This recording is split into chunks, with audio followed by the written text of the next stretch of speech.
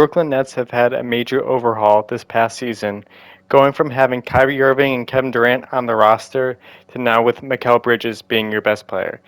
He was very good at the end of the season once he became a Brooklyn Net following the Kevin Durant trade to the Phoenix Suns. Cam Johnson was also very good last season for him, and he was rewarded with a 4-year, $108 million contract this offseason. Spencer Dinwiddie slid as your starting point guard for the Brooklyn Nets this season, and Nicholas Claxton is still under contract, and he'll look to improve upon his stats last year with a great season this season. Now, they do have very solid players all around. You're going to have Cam Thomas, who's finally going to have an opportunity to see what he can do this season. Royce O'Neal is still very solid, but he's a little bit older compared to the rest of the players on the roster. Lonnie Walker is going to be great off the bench, I assume. Dorian Finney-Smith is very solid power forward all around. Baisley will also look to find some success here. But the biggest question, of course, is what are the Brooklyn Nets going to do with Ben Simmons? Ben Simmons last year for the Nets was not very good at all. That's just no other way to put it. He was not very good at all. So this season, I'm going to have Ben Simmons coming off the bench for the Brooklyn Nets and see how that fares.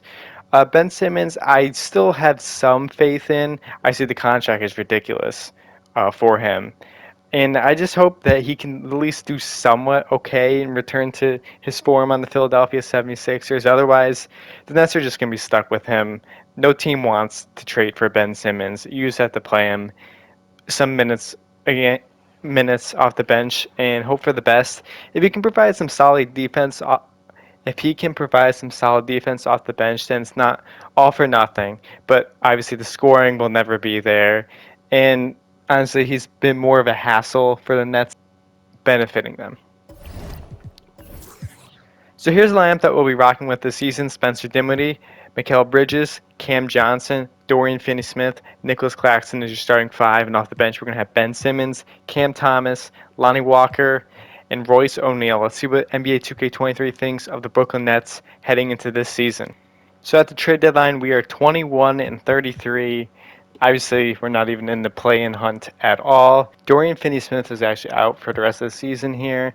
We'll be checking out the player stats right now. Mikal Bridges leading the way in scoring with 20 points a game for him.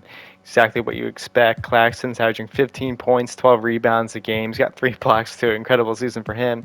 Dinwiddie's at 14 points, 6 assists. Exactly what you expect. Cam Johnson's 14 points.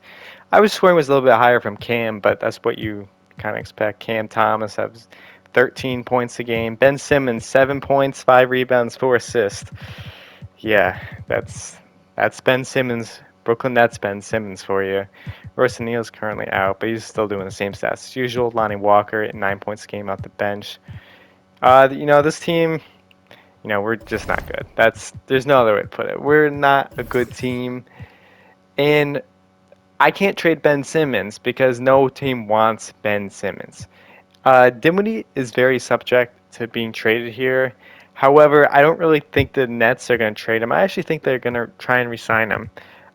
So we're just going to leave everything as is for the rest of the season here, and we're going to hope for the best and potentially try and make the play-in game at least. But it'd be better for the Nets as a whole to not even make playoffs. So I'll see you at the end of the season. Luka is your MVP this year, averaging 24 points, 9 rebounds, 11 assists a game. Victor Wembanyama, Rookie of the Year for the Spurs. Chris Paul wins Sixth Man of the Year. Giannis, Defensive Player, and Sengun is your Most Improved Player. No players on an All-NBA team, but that's just what it is. Player stats: Mikal Bridges led the way in scoring for the Nets at 20 points a game. He had 4 rebounds, 3 assists, and 2 steals a game as well. Very good season for him. Cam Johnson had 16 points a game, so his scoring did pick up towards the end of the year. Dinwiddie also had 15 points and 6 assists, very solid. Claxton had 15 points, 12 rebounds, and 3 blocks a game, so he was incredible this season for the Brooklyn Nets. Cam Thomas had 13 points a game off the bench for him. Finney-Smith had 12 points a game. He was still very solid. Lonnie had 9 a game off the bench. Simmons 7, 5, and 4. Steal, but that's Ben Simmons for you now. He's never going to score again. Even the thing is, so everyone's complaining, oh, he can't score anymore or anything. Some of those years with the Sixers, and just check back right now. I mean, I would not complain if he's averaging 17 points, 9 rebounds, and 8 assists a game. That's still a very good season, despite him not being able to shoot the 3-ball. Because he was so good defensively, but unfortunately, he just lost all confidence O'Neal was pretty solid too in his time this season for the Brooklyn Nets. Dirk Whitehead averaged 6 points a game in his rookie season. We did not make the playing game. The Heat were the last team making the playing game at 43 and 39. We went 35 and 47, so that's definitely not good enough. We're going to simulate the playoffs here and see who will win. The Brooklyn Nets are still long road ahead of them in order to rebuild this team, and we have the Mavericks and the Heat in the NBA Finals. Ooh, not that. And the Dallas Mavericks are your NBA champions. Luka Doncic is your MVP. If you want me to do a full video here on the Brooklyn Nets, feel free to let me know down in the comment section. I want to keep this realistic here for year one, just because of the fact I don't think the Brooklyn Nets are going to really be making any moves this season, and we're going to go from there.